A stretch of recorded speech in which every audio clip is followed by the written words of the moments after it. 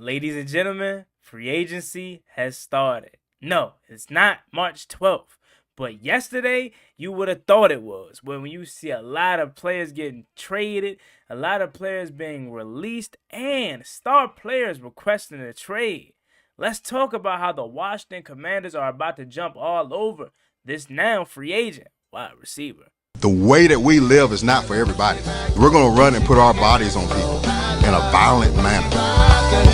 I love the way she move it, shake it on me.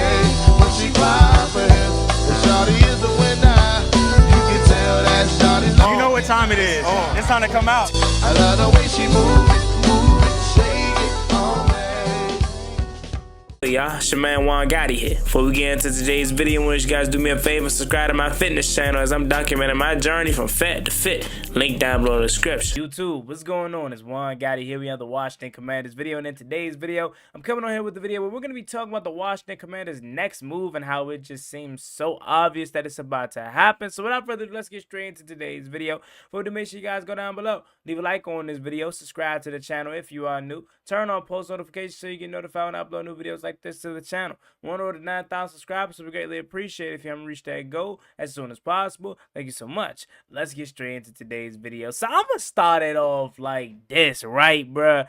DK, you couldn't have requested this trade a couple days ago, bruh, like last week, fool. You wait till we already traded for Deebo Samuel to then request your trade, bruh. God dang it, Slim. Because I want DK Metcalf, bruh. I would take DK Metcalf in a heartbeat. But the reality of the situation, y'all, is we already got Deebo. That's for one. And DK, they want a first and a third for him, and we do not have that draft capital. You know what I'm saying? We only got 6 picks now. You know what I'm saying? And our first round pick is 29, and I don't necessarily want to give away our whole draft, for DK, but I just don't think it is financially smart at this point. I would love it, and if it happened, bro, I would not be crying whatsoever about it, but I just don't see it being a reality. Had we not traded for Deebo Samuel, heck yeah, I would have jumped all over it. But going now to a more realistic option, man. Did y'all see that Tyler Lockett was released? Christian Kirk has officially been released. Devontae Adams has officially been released. So there are some open guys on the market that makes more feasible sense for the Washington Commanders financially, given they already invested into the wide receiver position by getting Deebo Samuel, and a lot of people already are expecting Terry McLaurin to get a contract extension as well. That's another thing when it comes to the wide receiver position too, is if you trade for a DK Metcalf, you got to be guaranteeing yourself tying about 60 to 70 million into one position group. And do you genuinely want to do that? Because who's to say, even though I know it is a 1-year deal with Deebo Samuel, who's to say he does not ball out next year? And if he balls out, you're going to want to extend him as well. So just for this hypothetical reason, before we get into the actual guy that I think Washington is going to target, and you know who it is, you have an extension to Terry McLaurin. You extend Deebo Samuel after this good year that he's going to have. Let's just say hypothetically for this scenario, he has a really good year. You want to bring him back. And you already traded for DK Metcalf, and he's going to want a contract extension as well. There's a legit chance that you can have about 80, 70, 60 million tied up into one position. And I don't necessarily think that is the smartest route to go. Last time we did that was the defensive side of the ball, where we tied up about 80 million into Deron Payne and Jonathan Allen together. Now, granted, if there was a side of the ball that I would rather have that much money tied up into, it is the wide receiver and offensive side of the ball position. So I would definitely prefer it to be that route, but I just don't know how smart it is, given the fact that we have other holes to address. So I say that to say, DK, if there's any way that we could get him, I would love it, but I just highly think it's unlikely at this point of our situation. Now, moving to the guy that we all know who's most likely going to be here in Washington, that is Christian Kirk. I mean, it's so obvious. I made a video about it about almost a month ago now, when they first basically came out and said that they weren't not going to bring back Christian Kirk. Cliff Kingsbury was basically banging the table for Christian Kirk, and at this point, it's too smart of a deal to pass up. Now, I know the first thing that you're going to think of is, one, I want height. Christian Kirk is just going to be another Terry Deebo-esque kind of guy. And I understand you vividly. I do. But that's the thing, right? if you sign Christian Kirk, it doesn't have to be a long-term deal, especially since he's a Cliff Kingsbury guy, and we already assume Cliff Kingsbury is going to be gone. And next year, after this upcoming year, he's going to be a head coach. So you don't have to sign these guys to a long-term deal. So that shouldn't stop you from, let's say at 29, you find a way, you sitting at 29 and the best player available, because I do think we're going to go BPA, best player available, let's just say, is a wide receiver that has some size to him, and you draft him. So what? Do it. You know what I'm saying? We can still find size in this draft, and they don't have to necessarily be star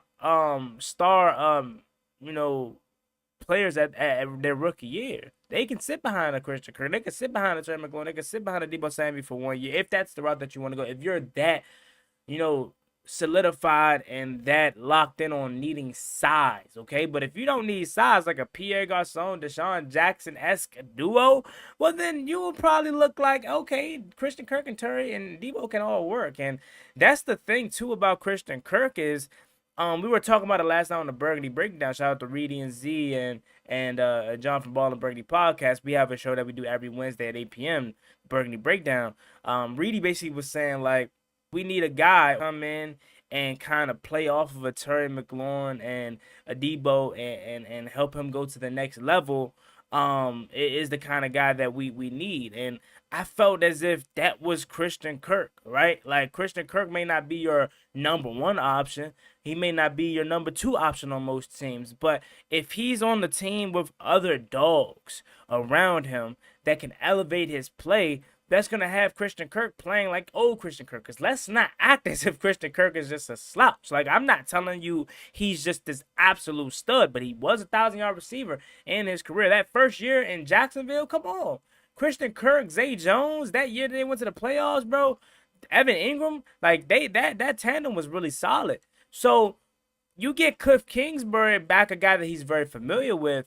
I think it's a solid move. The reality of it is, we're not gonna get Davante Adams, even though I wouldn't mind it. Like, I know his selfishness and his personality scares me. That's the only reason why I would stay away from him. But the football player, we know what Davante Adams is, the football player. But that's the thing; it's a package deal. We know we're gonna get the media. We know we're gonna get the potential outburst on the sideline and stuff like that with Davante Adams. So that's may not want us to be involved. In the comments he made about DC and the city in the past, may not want us to be interested in Davante Adams. But if we're talking strictly football player Davante Adams, he's still a 1,000-yard, 1,100-yard receiver. Like, who are we kidding? You know what I'm saying? But the likelihood is we're not going to be able to get one of those guys because that's not going to interest us. Remember, at the podium, Adam Peter said character does, you know what I'm saying, play a factor, and been finding commanders play a factor. And is Davante Adams necessarily a commander? I don't know. You know what I'm saying? DK Metcalf going to be too expensive for our blood. Tyler Lockett, another small guy, and he's elderly. So I think Christian Kirk makes the most sense at this point. And then you maybe draft another guy if you don't feel comfortable with the wide receiver room the way it is. Or maybe you bring back Noah Brown. How confident are you in Noah Brown? And I'm talking strictly for the guys and girls out there that are gonna say, Juan, we need size in that wide receiver room. Maybe Noah Brown's the guy that you go to for bringing that back. Because then your 6 receivers could be Terry McLaurin, Deebo Samuel, Christian Kirk, Luke McCaffrey, Noah Brown, and maybe a guy that you draft. Because, again, I think De'Ami Brown at this point is going to be a little too rich for our blood. I would love DB back for sure, but I had some sense knocked into me. Like, at first I was tripping. I'm like, okay, 2 years, $10 million deal for De'Ami. It's like, nah, Juan. De'Ami's about to get a 3-year, $30 million. There's something that is a little too rich for Washington willing to pay him. Before we get up out of here, let's take a look at this article on Washington and Christian Kirk by Rigo's Rags. So it says the Washington Commanders have already made one big wide receiver move with trading for Deebo Samuel that cost nothing more than a 5th-round pick. But with only 3 wideouts under contract in 2025, more is needed. Cliff Kingsbury turned down head coaching advances to remain Washington's offensive coordinator. He feels something special is building and wants to help for one more season at least. This could lead the Commanders to someone the gifted play caller knows well from his previous stop. The Jacksonville Jaguars confirmed that Christian Kirk will be released as part of the cost-cutting measures. Things fizzled out for the dynamic weapon thanks in no smart part to injury. bringing in his early momentum to an abrupt halt following his big money move from the Arizona Cardinals. Commanders could reunite Cliff Kingsbury with Christian Kirk in 2025. He developed a strong working relationship with Kirk in Arizona. The former second-round selection flourished under the head coach's guidance and earned a lucrative deal with the Jacksonville Jaguars in free agency, providing everything checked out medically after his broken collarbone. The represents a low-risk option for the Commanders with immense upside attached. The Jacksonville Jaguars will be eating more than $13 million if they cut Kirk with a pre-June 1 designation. There's still a lot of good football left in the 28-year-old, and Kingsbury's presence could be enough to get Washington to the driver's seat if they decide to reunite with his old coach. This would be a nice complementary piece to go alongside Terry McLaurin and Samuel, with Luke McCaffrey around, re-signing Noah Brown, and perhaps adding another piece via the college ranks would make this a formidable set of weapons for quarterback sensation Jay Daniels to call upon.